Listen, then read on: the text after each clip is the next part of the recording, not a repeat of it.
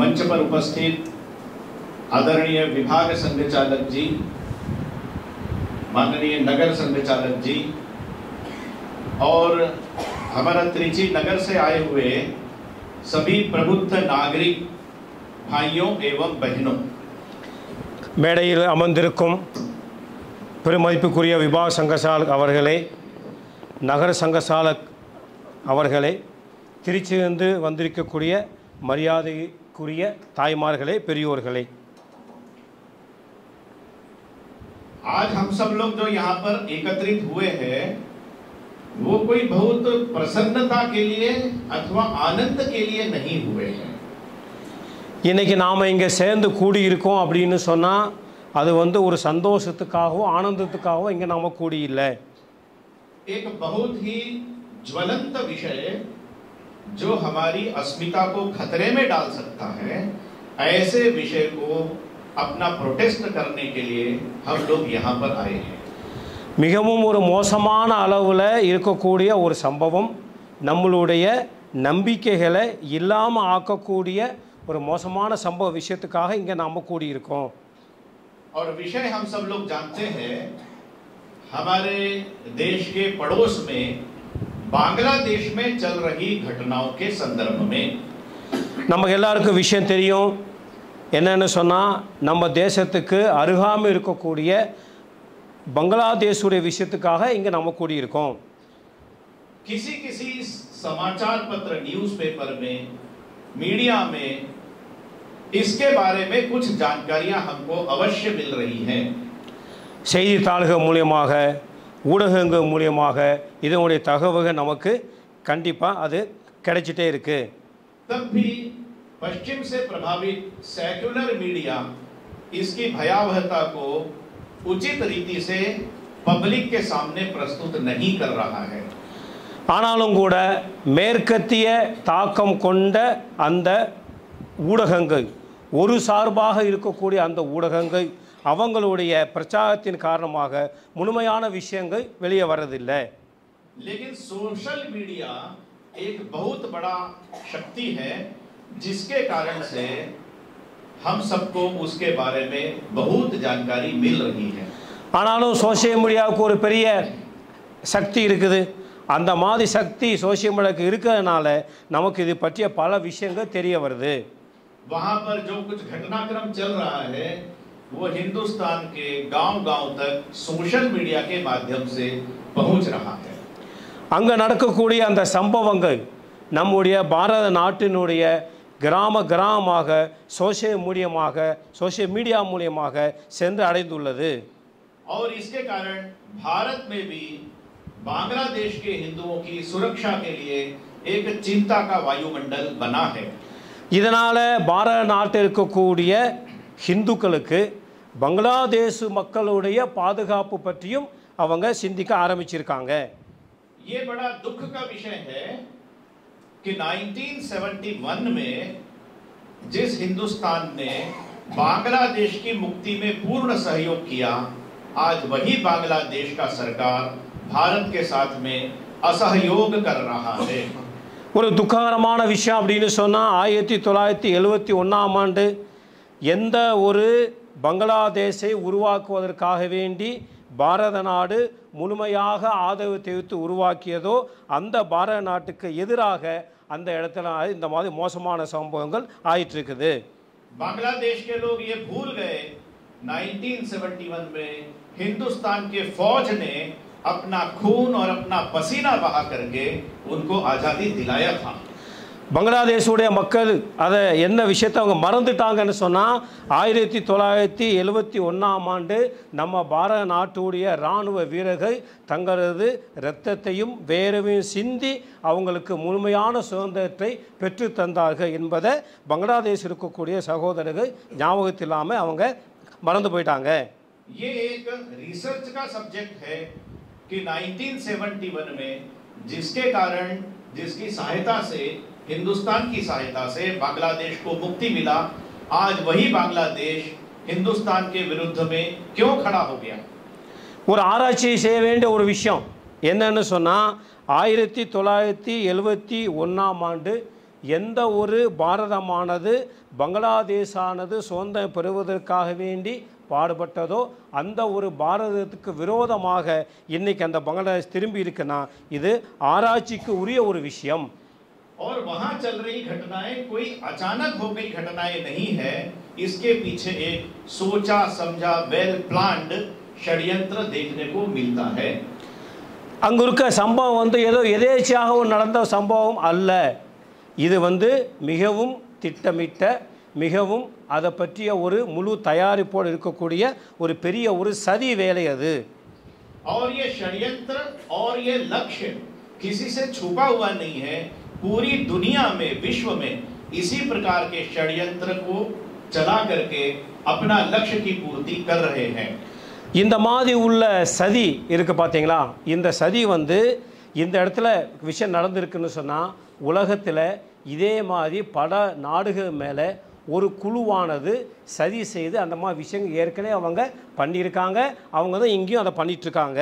निश्चित रूप से इसके पीछे इस्लामिक जिहादी मानसिकता का पूरा प्लानिंग है. இதில் முழுவதுமாக எந்த அளவு ஈடுபட்டிருக்காங்க அப்படின்னு சொன்னால் முஸ்லீம் ஜிஹாதியோடைய பங்களிப்பு முழுமையாக அதில் இருக்குது. ये हमको 1947 के बाद से ही मालूम पड़ रहा है. இது நமக்கு 1947க்கு அப்புறம் தான் நமக்கு தெரிய வருது. 1947 में वो आज का बांग्लादेश पूर्वी पाकिस्तान कहलाता था. 1947க்கு முன்னாடி இப்போ இருக்கக்கூடிய பங்களாதேஷ் அதுக்கு என்ன பேர் இருந்தது அப்படின்னு சொன்னால் கிழக்கு பாகிஸ்தான் என்ற பெயரில் இருந்தது. उसमें 22% नॉन मुस्लिम हिंदू समुदाय का जनसंख्या था. அந்த நேரத்தில் அந்த இடத்துல 22% முஸ்லீம் அல்லாதவர்கள், அதாவது இந்துக்கள் மக்கள் தொகை 22% இருந்தது. लेकिन आज वो डिक्रीज होते होते 8% तक रह गया है. இன்னைக்கு அது குறைஞ்சி 8% ஆகிவிட்டது. तो निश्चित रूप से इसके पीछे बांग्लादेश को पूर्ण इस्लामी राष्ट्र बनाने का षड्यंत्र है. திட்டமிட்ட அளவில் அந்த பங்களாதேஷை முழுவதுமாக முஸ்லிமுடைய ராஷ்டிரமாக ஆக்குவதற்காக வேண்டி இருக்கக்கூடிய மிகப்பெரிய சதி வேலை இது. और इसलिए वहां का जो अल्पसंख्यक हिंदू समुदाय है उसके ऊपर विविध प्रकार के अत्याचार बहुत पहले से ही करते हुए देखने को मिलते हैं. அங்குள்ள சிறுபான்மை இருக்கக்கூடிய இந்துக்கள் மேலே பலவிதமான தாக்குதல்கள் பலவிதமான கொடுமைகள் திட்டமிட்டு செஞ்சிருக்காங்க என்பது தெரிய வருது. लोगों को डराना धमकाना अत्याचार करना ये उनका तरीका है. அவங்க அதுக்காக என்னென்ன யுக்திகள் அவங்க கையாறினாங்கன்னு சொன்னால் அவங்கள பயமுறுத்துறது கொலை செய்கிறது இந்த மாதிரி உள்ள விஷயங்கள் அவங்க செஞ்சிட்ருக்காங்க. लोभ और लालच से धर्मांतरण भी कराया जाता है. அதாவது அவங்கள மதம் மாற்றக்கூடிய பணி மதத்தின் மேல் ஒரு தாக்குதல் அவங்க செஞ்சிட்ருக்காங்க. और यदि कोई लोभ से नहीं मानता है तो आक्रमण करके जबरदस्ती डरा करके भी धर्मांतरण किया जाता है. மதம் மாறுவதற்கு அவங்க தயார் ஆகலைன்னு சொன்னால் அவங்கள பயமுறுத்தி தாக்கி மதம் மாற்றம் செய்யக்கூடிய பணியானது ஆயிட்டு இருக்குது. और दुख की बात है कि वहां हिंदुओं का बहू बेटी माता लोगों को भी अपहरण करके उन पर अत्याचार किया जाता है. மிகவும் துக்ககரமான விஷயம் அப்படின்னு சொன்னால் அங்கே இருக்கக்கூடிய இந்துக்கள் தாய்மார்கள் பெண்கள் அதே மாதிரி சிறு குழந்தைகள் அவங்களையும் கடத்தி கொண்டு போய் அவங்க மேலே ஒரு தாக்குதலும் அதிகமாயிட்டு இருக்குது. ये सब षड्यंत्र के कारण हिंदू संस्कृति और हिंदू समाज आज वहां खतरे में पड़ गया है. இந்த மாதிரி உள்ள சதியினுடைய பணிகளுடைய காரணமாக அங்கே இருக்கக்கூடிய இந்து கலாச்சாரம் மற்றும் இந்து சமுதாயம் மிகப்பெரிய பாதிப்புக்கு உள்ளாயிருக்கு. हमारे आजादी के पहले से वहां पर हमारे शक्तिपीठ है, देवी शक्तिपीठ, वो भी खतरे में है. நம்மளுடைய சுதந்திரத்துக்கு முன்னாடி இருக்கக்கூடிய அங்கே இருக்கக்கூடிய நம்முடைய சக்தி பீடம் 52 சக்தி பீடம் இருக்கு இல்லையா, அதில் இருக்கக்கூடிய அதுவும் ஒரு மிகப்பெரிய பாதிப்புக்கு உள்ளாயிருக்கு. इस्लामिक विस्तार का ये षड्यंत्र केवल बांग्लादेश में है ऐसा नहीं है. இதே மாதிரி உள்ள முஸ்லிம்களுடைய ஆக்கிரமணம் இந்த மாதிரி உள்ள விஷயங்கள் அது வெறுமனே பங்களாதேஷ்க்கு மட்டுமல்ல. तो भारत में भी इस्लामिक विस्तार करने के लिए बांग्लादेश से षड्यंत्र पूर्वक करोड़ों का संख्या में बांग्लादेशी मुसलमान हिंदुस्तान में घुसपैठ करके आ गया. பாரதத்தினே அவங்களுடைய பணிகளை வந்து விஸ்தரிப்பதற்காக வேண்டி லட்சக்கணக்கான பங்களாதேஷிலிருந்து முஸ்லீம்கள் நம்ம பாரத நாட்டுக்குள்ள ஊடுருவி இருக்காங்க.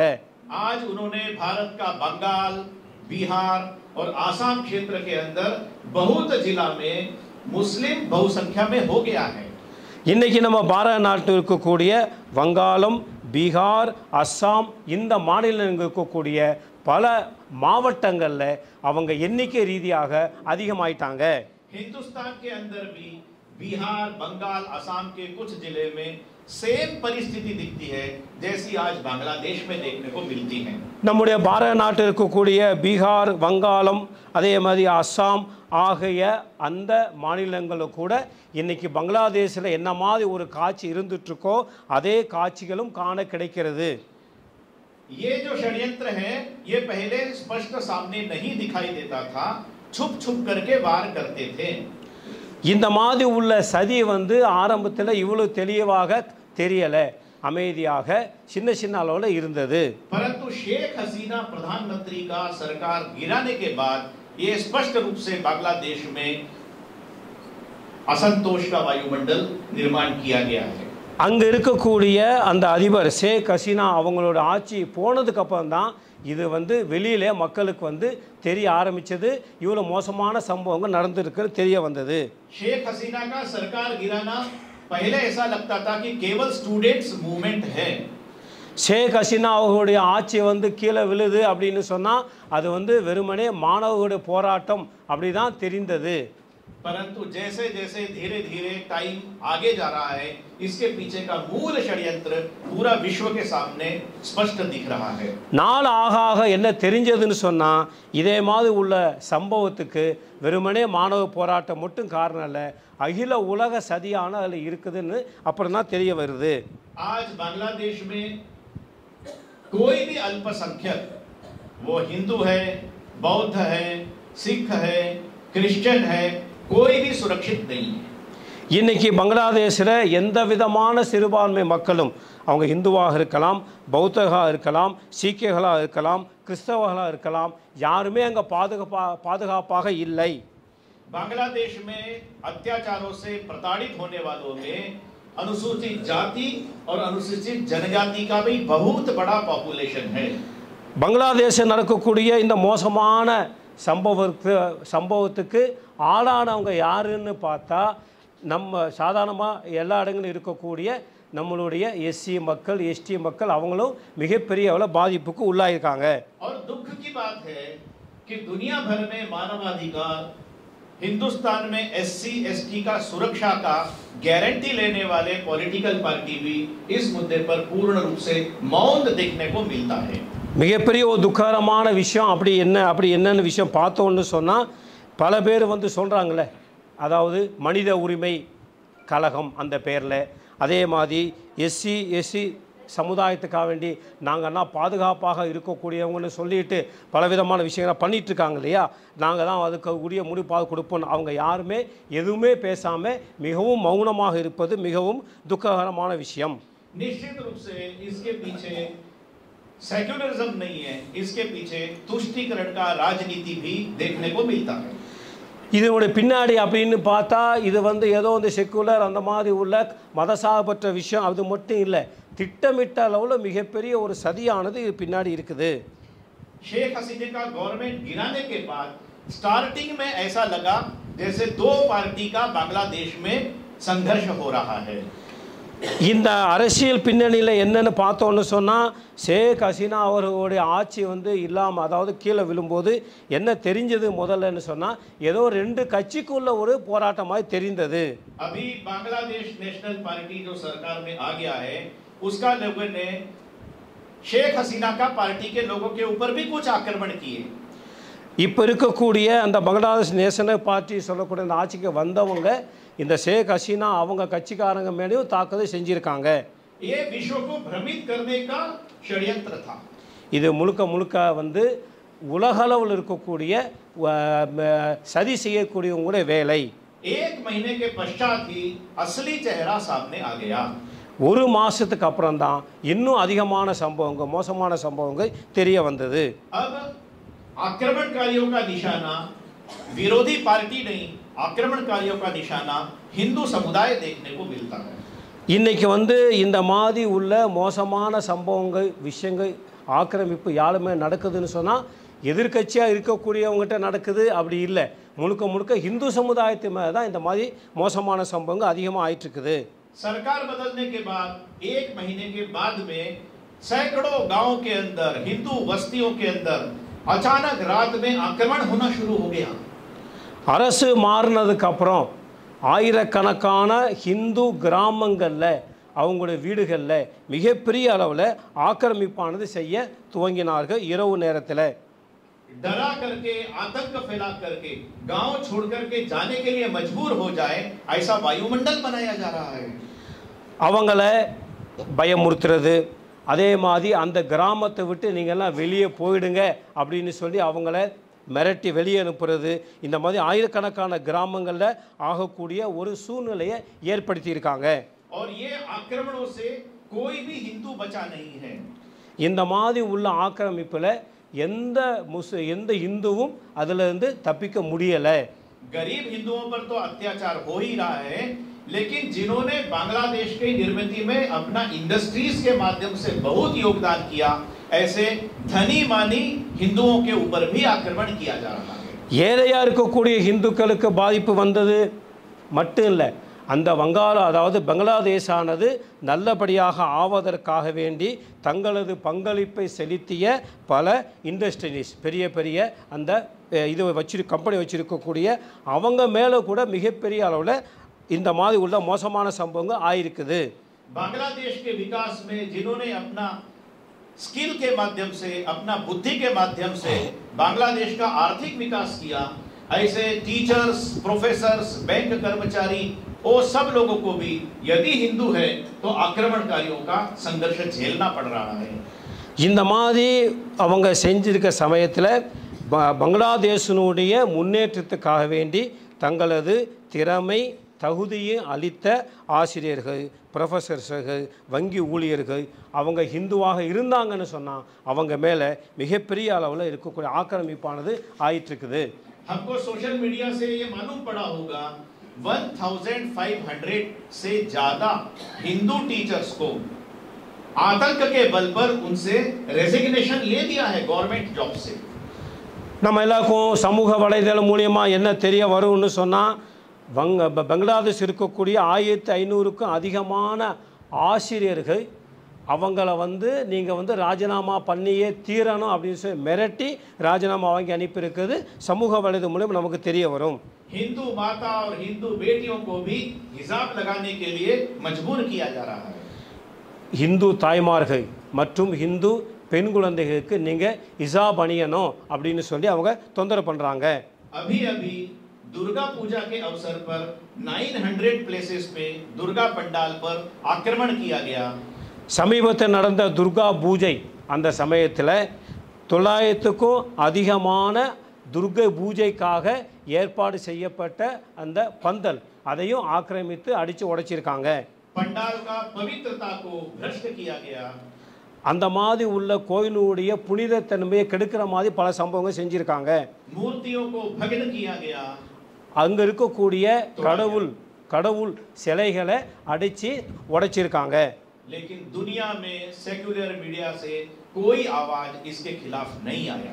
இவ்வளவு நடந்த பிறகும் கூட உலகத்தினுடைய மதசார்பற்ற ஊடகங்கள் யாருமே எதுவுமே அதை பற்றி ஒரு வார்த்தை கூட பேசலை.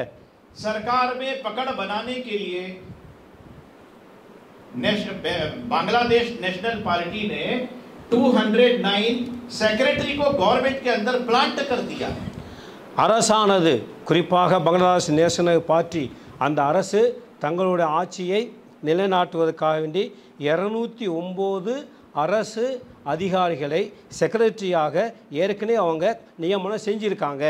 अब वो बांग्लादेश के गवर्नमेंट के निर्णयों को भी प्रभावित कर रहे हैं। இன்னைக்கு என்ன ஆகுதுன்னு சொன்னால் இந்த மாதிரி உள்ள அந்த செயல்களில் பங்களாதேஷ் அரசு என்னென்னா செய்தோ அதோட தாக்கமும் அதிகமாயிட்டு இருக்குது. इसलिए बांग्लादेश का सरकार का प्रो हिंदुस्तान का नीति धीरे धीरे एंटी हिंदुस्तान नीति में कन्वर्ट हो रहा है. இதனால் என்ன ஆகுதுன்னு சொன்னால் பங்களாதேஷ் இருக்கக்கூடிய அந்த சட்டதிட்டங்கள் மீதி விஷயங்கள் கூட என்ன ஆயிட்டுருக்குன்னு சொன்னால் இந்துவுக்கு எதிரான விஷயங்களாக ஆயிட்டுருக்குது. ये नया ऑफिसर्स जाने के बाद और जेलों में जो बंद थे 1500 गूंस उसको भी सरकार ने मुक्त कर दिया. இந்த மாதிரி புதிய அலுவலர்கள் ஆட்சி செய்யக்கூடிய அந்த அரசு அந்த அதிகாரிகள் இவங்கெல்லாம் அது ஆன பிறகு ஜெயிலில் குற்றவாளிகளாக இருக்கக்கூடிய 1500 குண்டர்களை முழுவதுமாக அவங்க விடுவிச்சு வெளியே அனுப்பிட்டாங்க. ये सारे गूंस पब्लिक का नेतृत्व करते हुए जिहादी मानसिकता से हिंदुओं के ऊपर निरंतर आक्रमण कर रहे हैं. இந்த மாதிரி உள்ள அந்த வெளியில வந்த அந்த குண்டர்கள் அவங்க தலைமையேற்று ஹிந்துக்கு மேலே ஜிஹாதி என்ற போரை தொடர்ந்து செஞ்சிட்டு இருக்காங்க. ऐसा लगता है कि पुलिस और मिलिट्री का भी इनको समर्थन प्राप्त है. என்ன தோணுது அப்படின்னு சொன்னால் இந்த மாதிரி உள்ள ஜிஹாதிகள் அவங்களுடைய போராட்டத்துக்கு அவங்களுடைய ஆக்கிரமிப்புக்கு காவல்துறையும் இராணுவமும் துணையாக இருக்குது அப்படி தான் தெரியுது. ऐसे समय में हिंदुस्तान के जनता का सपोर्ट बांग्लादेश के हिंदू समाज के लिए चाहिए. இந்த மாதிரி உள்ள மோசமான இந்த நிலையில் பாரத நாட்டினுடைய ஹிந்துக்கள் பங்களாதேஷுடைய ஹிந்துக்களுக்கு ஆதரவாக இருக்க வேண்டியது அவசியம். लेकिन बांग्लादेश के हिंदू फर्स्ट टाइम अपने अस्तित्व की रक्षा के लिए ताकत के साथ खड़ा भी हो गया. ஆனால் நல்ல விஷயம் என்னன்னா முதல் தடவை பங்களாதேஷ் இருக்கக்கூடிய ஹிந்துக்கள் தங்களுடைய நம்பிக்கையை நிலையேற்றுவதற்காக வேண்டி அந்த மாதிரி விஷயத்துக்காண்டி முதல் தடவை நல்ல ரீதியாக வெளியே வந்து போராடி இருக்காங்க. बांग्लादेश के चटगांव जैसे सिटी के अंदर हिंदू समाज लाखों की संख्या में रोड पर आकर के अपने अस्तित्व की रक्षा के लिए प्रोटेस्ट किया है. பங்களாதேஷில் சட்காவ் அப்படின்னு சொல்லி ஒரு ஊர் இருக்கு. அந்த ஊரில் லட்சக்கணக்கான ஹிந்துக்கள் தங்களுடைய உரிமைகளுக்காக வேண்டி போராடுவதற்காக வேண்டி ரோட்டில் வந்து போராடிக்கோ நல்ல சம்பவமும் ஆயிருக்குது. वहां के मठ मंदिर उसका पुजारी लोग वो भी प्रोटेस्ट के लिए आगे आया है. அங்கே இருக்கக்கூடிய மடங்கள் மற்றும் இங்கே இருக்கக்கூடிய கோவில்கள் அதில் இருக்கக்கூடிய பூஜாரிகள் அவங்களும் ரோட்டில் வந்து போராட்டத்தில் வந்து பங்கு கொண்டிருக்காங்க. हिंदू अस्मिता की सुरक्षा के लिए प्रोटेस्ट करने वाले हिंदू नौजवान कार्यकर्ताओं को झूठे आरोप लगा करके जेल में डाला जा रहा है. இந்த மாதிரி விஷயத்தில் ஹிந்துக்களை நல்லபடியாக இருக்க செய்வதற்கும் ஹிந்துக்களை காப்பதற்கும் இளைஞர்கள் ரோட்டில் வந்து போராடும்போது அவங்க மேலே பொய் வழக்கு போட்டு அவங்கள ஜெயிலுக்கு அனுப்பியிருக்காங்க. और कोर्ट और प्रशासन ने भी इसकी तरफ से अपना आंखें बंद कर लिया है. அங்கே இருக்கக்கூடிய நீதித்துறை கோர்ட்டும் சரி அங்கே இருக்கக்கூடிய ஆட்சியாளங்க சரி இந்த விஷயத்தை பார்த்து கண்களை மூடி சும்மா இருக்காங்க. पुलिस और प्रशासन के अंदर जो हिंदू का रक्षा करने वाले लॉ के अनुसार चलने वाले ऑफिसर्स हैं उन पर भी झूठा केस लगा करके वो ऑफिसर्स को भी जेल में डाल दिया. அதே இதை மாதிரி செஞ்சிட்டு இருக்கும்போது அங்கே இருக்கக்கூடிய காவல்துறையும் அதே மாதிரி அரசு அதிகாரிகளும் ஹிந்துக்கள் யாரெல்லாம் வந்து சட்ட ரீதியாக வேலை செஞ்சிட்ருக்காங்களோ சட்ட ரீதியாக போராடி கொண்டு இருக்காங்களோ அந்த மாதிரி உள்ளவங்க மேலே பொய் வழக்கு போட்டு அவங்களையும் ஜெயிலுக்குள்ளே அடைக்கிறாங்க. अभी हाल में एक बड़ी घटना बांग्लादेश के अंदर हो गई जिसके कारण पूरे भारत में एक बहुत बड़ा आक्रोश उत्पन्न हो गया है. இந்த மாதிரி ஒரு மோசமான சூழ்நிலை ஆனதுனால பாரத நாட்டில் இருக்கக்கூடிய அனைத்து ஒரு பகுதிகளிலும் மக்கள் வந்து ரொம்ப ஆவேசமாக இதுக்காக வேண்டி போராடுறதுக்காக வேண்டி வெளியே வந்து போராடிட்டு இருக்காங்க. हिंदू संस्कृति और हिंदू टेंपल का सुरक्षा के लिए इस्कॉन मंदिर का साधु चिन्मय प्रभुदास उसने एक आवाज बहुत जोर से उठाया. ஹிந்துக்களுடைய கலாச்சாரம் மற்றும் ஹிந்துக்களை காப்பதற்காக வேண்டி அந்த மாதிரி உள்ள போராட்டத்துக்கு இஸ்கான் அந்த அமைப்பினுடைய சாமிஜி சின்மய பிரபுதாஸ் அவங்க வந்து வெளியில் வந்து மிகப்பெரிய அளவில் ஒரு போராட்டம் செய்தார். वो चिन्मय प्रभुदास के पीछे लाखों हिंदू समाज का लोग उसके पीछे आकर के खड़ा हो गया है. அந்த மாதிரி உள்ள சாமிஜி அவர்கள் போராட்டத்தில் சின்மய பிரபுதாஸ் அவர்களுடைய போராட்டத்தில் லட்சக்கணக்கான இந்துக்கள் வந்து அவர் கூட வந்து போராடினாங்க. लेकिन बांग्लादेश गवर्नमेंट ने चिन्मय प्रभुदास को भी पकड़ करके जेल में डाल दिया. ஆனாலும் பங்களாதேஷுடைய அரசு அந்த மாதிரி இஸ்கான் சாமிஜி சின்மய பிரபுதாஸ் அவர் மேலேயும் பொய் வழக்கு போட்டு அவங்களையும் ஜெயிலில் அனுப்பிட்டாங்க. और उन पर राष्ट्रद्रोह का मुकदमा भी दायर कर दिया. அவர் மேலே சாமிஜி மேலே தேச துரோக வழக்கு அதுவும் போட்டு அவரை ஜெயிலில் அடைச்சிருக்காங்க. ऐसी परिस्थिति में आवश्यक होता है हिंदुस्तान के प्रत्येक कॉर्नर से ये आवाज उठना चाहिए कि बांग्लादेश के हिंदुओं का सुरक्षा करना है. இந்த மாதிரி உள்ள மோசமான நேரத்தில் பாரத நாட்டில் இருக்கக்கூடிய அனைத்து மூளை முடுக்கில் இருந்தும் பங்களாதேஷை இருக்கக்கூடிய இந்துக்களை காப்பதற்காக வேண்டி குரல் வருவது மிகவும் அவசியமான ஒரு விஷயமாக இருக்குது. भारत का सरकार तो उसके लेवल पर सेक्रेटरी का मीटिंग कर सकता है. பாரத அரசானது அரசனுடைய அந்த பணிக்கு ஏற்ப இந்த மாதிரி உள்ள செயலாளர்களுக்காக கூட்டமானது செஞ்சிட்ருக்காங்க. और वो कूटनीतिक तरीके से बांग्लादेश में और யுனைटेड नेशंस में इस विषय को उठा भी रहे हैं. அரசனுடைய அந்த விஷயத்துக்கு ஏற்ப ஐநா சபையும் இது சம்பந்தமாக பேசி அந்த மாதிரி விஷயத்துக்காக வேண்டி அரசானது செய்து கொண்டிருக்கு. और इसका परिणाम भी दिख रहा है कि अमेरिका में नवनिर्वाचित प्रेसिडेंट ट्रंप ने भी बांग्लादेश की घटनाओं का निंदा किए हैं.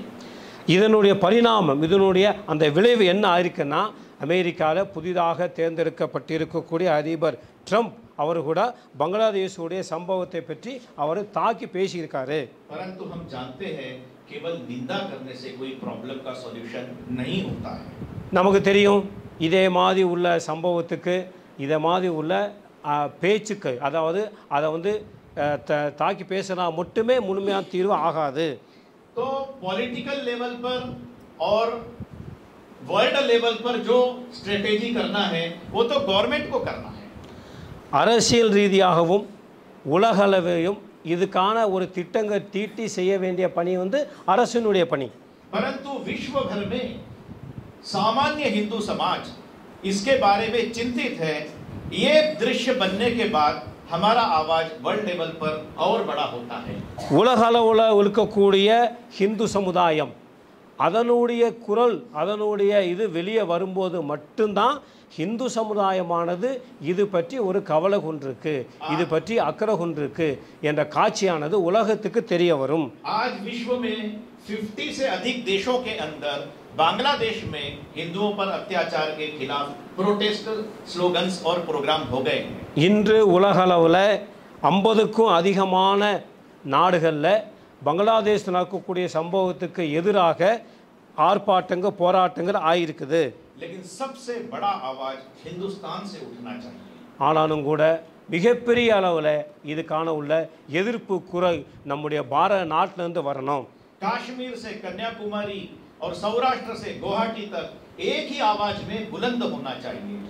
காஷ்மீர் முதல் கன்னியாகுமரி வரை சௌராஷ்டிராந்து கவுஹாத்தி வரை நாம் அனைவருமாக இணைந்து ஒரே குரலில் நாம் சொல்ல வேண்டியது அவசியமாக இருக்கும். और ये आवाज इतना बुलंद होना चाहिए कि जो लोग बांग्लादेश में बदला परिस्थिति से खुश हैं और हिंदुस्तान में रहते हैं ऐसे लोगों को भी भय व्याप्त होना चाहिए. நம்முடைய குரல் நம்முடைய சத்தம் எந்த அளவு ஓங்கி இருக்கணும் அப்படின்னு சொன்னால் பங்களாதேஷ் நடக்கக்கூடிய சம்பவத்தை பார்த்து ஆனந்தப்படக்கூடிய பாரத நாட்டில் இருக்கக்கூடியவங்களுக்கும் இது பற்றி ஒரு பயமானது வர்றது அவசியமாக இருக்கும். हमें ये ध्यान रखना चाहिए ये फोर्सेस जैसा बांग्लादेश में काम किए हैं इनका मन में है कि ऐसा ही एक्ट हम हिंदुस्तान में भी करके दिखा सकते हैं. நமக்கெல்லாம் ஒரு கவனம் இருக்கணும். இன்றைக்கி எந்தெந்த சக்திகள்லாம் வந்து பங்களாதேசத்தில் இந்த மாதிரி மோசமான சம்பவங்கள் செய்து கொண்டு இருக்காங்களோ அவங்க மனசில் என்ன இருக்குதுன்னு சொன்னால் பாரத நாட்டில் கூட இந்த மாதிரி விஷயங்கள் இருக்கணும் இந்த மாதிரி விஷயங்கள் செய்யணும் என்ற விஷயமானது அவங்க மனசில் இருக்குது. बंगाल बिहार आसाम में नहीं हमारा सिटी में हमारा स्टेट में भी क्या इस प्रकार का विद्रोही आतंकी मानसिकता पनप रहा है क्या? நாம் என்ன விஷயம் பார்க்கணும் அப்படின்னு சொன்னால் ஏதோ பங்களாதேஷில் நடக்குது அந்த மாதிரி உள்ள விஷயங்கள் வங்காளத்தில் பீகாரில் அஸ்ஸாமில் மட்டும் இந்த மாதிரி ஆயிட்டுருக்கு அங்கே தான் இந்த மாதிரி உள்ள விஷயங்களை அந்த மாதிரி மக்கள் இருக்காங்க அந்த மாதிரி நாம் நினைக்கக்கூடாது. நம்ம நகரில் நம்மளுடைய மாநிலத்தில் இந்த மாதிரி உள்ளவங்க யார் யார் இருக்காங்க என்ற விஷயத்தை பார்க்க வேண்டியது அவசியமாக இருக்கும். ये लोग जब संख्या में कम रहते हैं तो प्रत्यक्ष रूप से सामने नहीं आते हैं। இந்த மாதிரி உள்ள மக்கள் எண்ணிக்கை ரீதியாக குறைவாக இருக்கும்போது வெளிப்படையாக அவங்க தெரிய மாட்டாங்க. लेकिन अंदर ही अंदर इनका जिहाद के विस्तार का षड्यंत्र चलता रहता है। அவங்க உள்ளேயே வந்து இந்த ஜிஹாதியினுடைய அந்த சதியை வந்து அவங்க செஞ்சுக்கிட்டே இருப்பாங்க.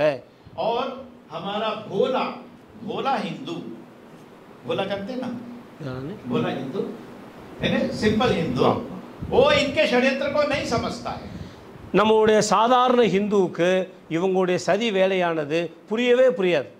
वो ये कहता है दुनिया का मुसलमान खराब होगा लेकिन मेरा सिटी का मुसलमान खराब नहीं है. சாதாரண ஹிந்து என்ன சொல்லுவாங்கன்னா, உலகத்தில் இருக்கக்கூடிய முஸ்லீம்கள் தான் மோசமானவங்க, ஆனால் எங்கள் பக்கத்து வீட்டுக்காரங்க எங்கள் பக்கத்து இருக்கவங்கன்னா நல்லவங்கன்னு சொல்லுவாங்க. लेकिन ये स्लीपर सेल के रूप में जगह जगह छोटा छोटा बिजनेस करके अपना विस्तार करते हैं.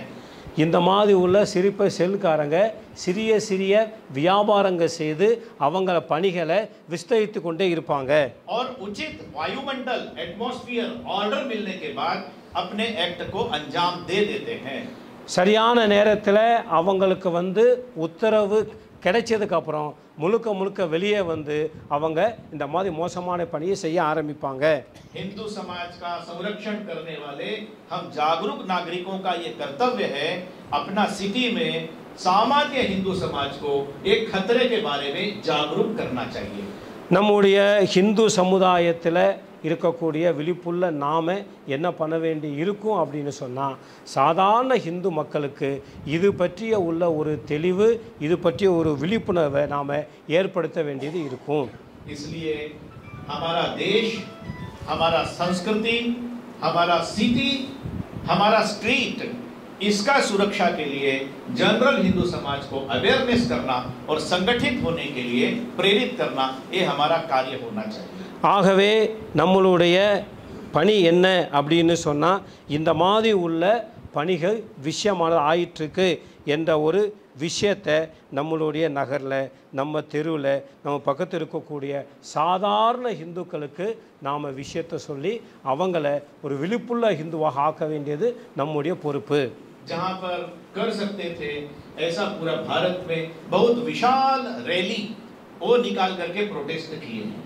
எங்கெல்லாம் வந்து வாய்ப்பு இருக்கோ அங்கெல்லாம் வந்து மிகப்பெரிய அளவில் ஊர்வலங்கள் செஞ்சுருக்காங்க.